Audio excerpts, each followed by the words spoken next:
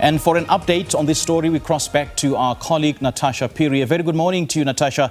Thanks indeed for joining us. What's happening from your vantage point?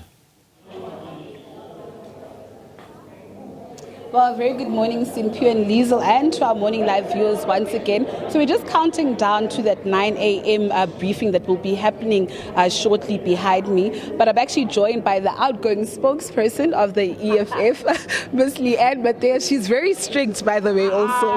No, I'm the nicest. Are you coming back as a spokesperson? I hope not. I mean, and I think nobody has actually asked you this question from members of the media, but you look at your tenure as a spokesperson working with us, with members of the media. How would you rate yourself? I give myself 20 out of 10, guys. I'm so good. And you know it, Tash. I'm strict because you'll just, you know how the media pushes their luck. Let's just go to... I give myself 20 out of 10. And I think maybe your relationship with members of the media, communication, just reflect on that perhaps. Yeah, it's been, I think the main thing what you need and what we, as the EFF, which we've always done, is just to be organized. And I think a lot of miscommunication or when relationships degenerate in media is really because of miscommunication and not being organized. So we have a wonderful team in the EFF, in the comms team. People are all assigned their duties.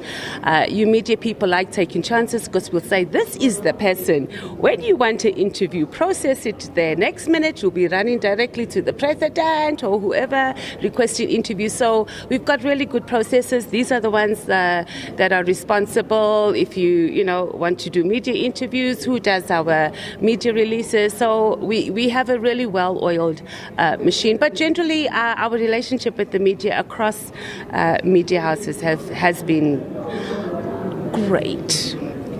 Great, in your words. But Leanne, let's just perhaps also go through the policy documents of the EFF.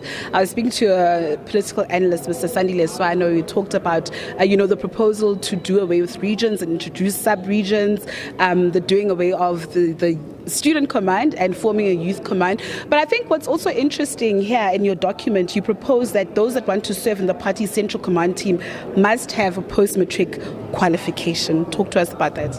Yeah, so I'm sure that's going to be one of the hot discussions in the committees. But we can't say that we are an organization that is advancing education.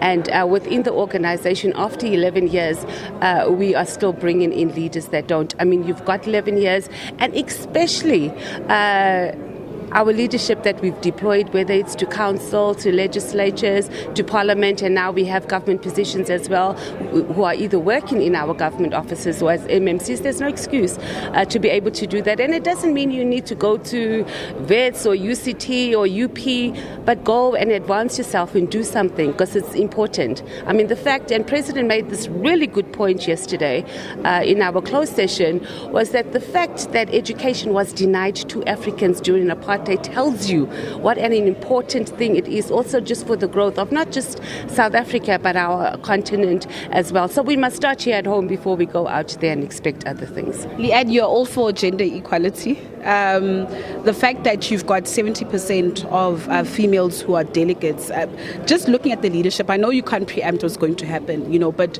your preferred crop of leadership, how many women would you expect in the leadership this time around? Is it 3?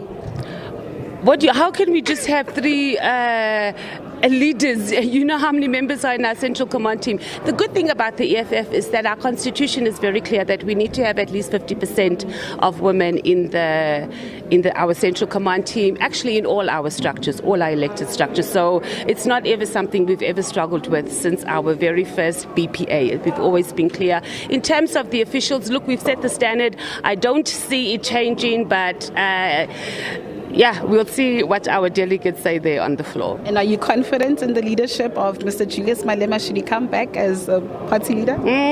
Of course, he must lead us. I'm sure he will be nominated. And the other ladies, Ompila Mante, Popima Ilula, Veronica Mente? Oh, they've served well. And if they are available, they must be available to serve. And you, once again, are you available to serve? You are so full of... Bye, Tash. But that was the spokesperson of the EFF, the outgoing spokesperson of the EFF, Ms. Mathys, just reflecting, on a tenure as a spokesperson of the EFF, her preferred leadership, and of course issues around gender equality, and of course, the issue, some of the proposals in the constitutional amendments that EFF CCT members, that would be the central command team of the EFF, should have a post-matric qualification. Of course, we will be giving you that live update at 9 a.m. by the outgoing officials of the EFF. It's back to you in studio. All right, Natasha, great chatting to you. Thank you so much for joining us. Natasha Phiri, the reporter out at the Nazareth Expo Centre in Johannesburg South at the EFF's ongoing national conference.